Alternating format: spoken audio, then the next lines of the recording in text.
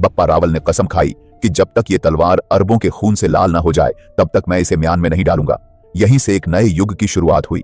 सिंध के जवाब में अब सिर्फ बदला नहीं उठ रहा था, बल्कि अब उठ रही थी वो लहर जो आने वाले समय में अरबों की सल्तनत को हिला देगी। अरबों को यकीन था कि सिंध के बाद हिंद कमजोर है। कासिम गया तो क्या हुआ? अब जजीरा से नए सेनापति आने लगे थे। उनमें सबसे खतरनाक था जुनैद अल मुर्री। जुनैद, जिसने खुरासान से लेकर बलूचिस्तान तक वैदिक गांवों को आग में झोंक दिया था, मंदिरों को जला दिया था और हजारों निर्दोषों का रक्त बहाया था। अब वही जुनैद अपनी तलवारों के साथ भारत की धरती को भी झुकाने चला था। उसकी सेना ऊंटों और घोड़ों पर सवार थी, एक बर्बर बाढ़ जो सभ्यता को रौंदने के लिए बढ़ रही थी। जुनैद का आदेश सीधा था कि हिंदुस्तान में जहां मूर्तियां दिखें वहां मस्जिदें खड़ी करो, जहां वेद सुने जाए वहां अजान गूंजे और जहां हिंदू दिखाई दें वहां तलवार से रास्ता बनाओ। उसको आदेश मिला था कि हिंद की गहराई में जाओ और इस्लाम को वहां तक फैलाओ जहां अभी मूर्ति पूजा होती है। 742 में जुनैद अल मुर्री अपनी सेनाएं उठाकर राजस्थान की सरहदों की ओर बढ़ा। पहला हमला हुआ भीनमाल पर।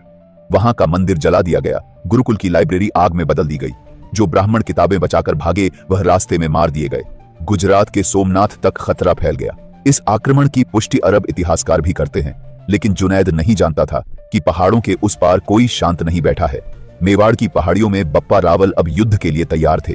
743 के आसपास बप्पा रावल जानते थे कि एक सीधी टक्कर नहीं देनी है, बल्कि पहले उन्हें थकाना है, काटना है, बिखेरना है, फिर आखिरी वार करना है, और वैसा ही वार जो सिंध के घावों का जवाब बन सके। अभी युद्ध पूरी तरह शुरू नहीं हुआ था, लेकिन जुनैद को अब मेवाड़ की तरफ बढ़ने में डर लगने लगा था। वह नहीं जानता था कि अगला पड़ाव उसके लिए आखिरी साबित हो सकता है। लोगों को लगा था कि अब कुछ नहीं बचा और सिंध की तरह यह जगह भी इस्लामिक सल्तनत की जागीर बन जाएगी।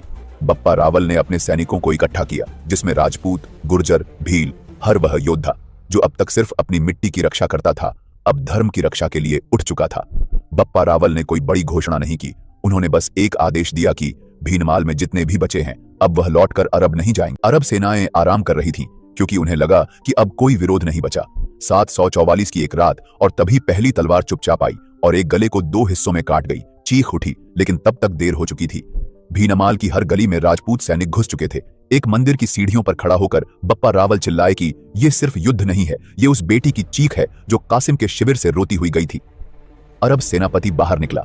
उसने देखा कि आग, राख और हिंदुस्तानी तलवारें हर कोने से उसके सिपाहियों की गर्दनें उड़ा रही थीं। उसने भागने की कोशिश की, लेकिन बप्पा रावल ने उसे बीच बाजार में धर लिया और बोला कि तू वह नहीं जिसने राजा दाहिर को मारा, लेकिन तू उसका वारिस है।